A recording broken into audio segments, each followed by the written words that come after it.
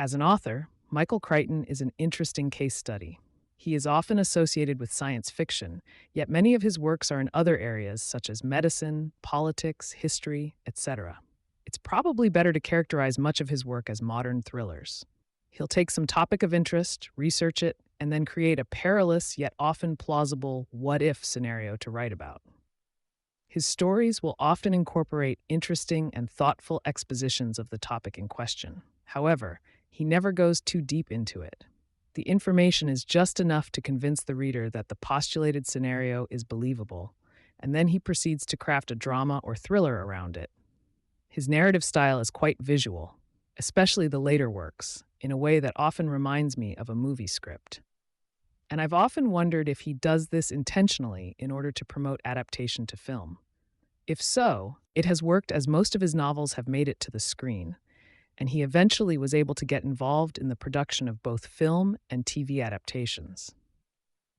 If someone were to ask me my opinion as to Crichton's best literary work, I would name an early novel that was, surprisingly, not science-related, The Great Train Robbery, not to be confused with the classic 1903 silent film of the same name, is about how a small group of criminals accomplished an impossible train heist in Victorian England.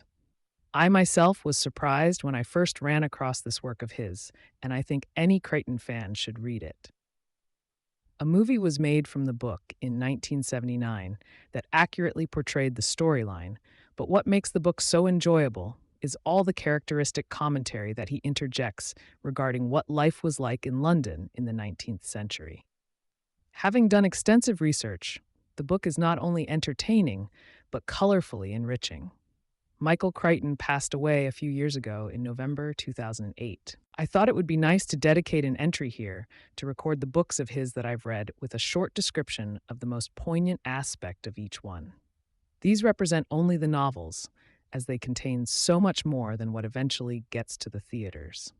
In addition to the one I described above, here is my short list. The Andromeda Strain. I discussed this one in my previous entry. Jurassic Park.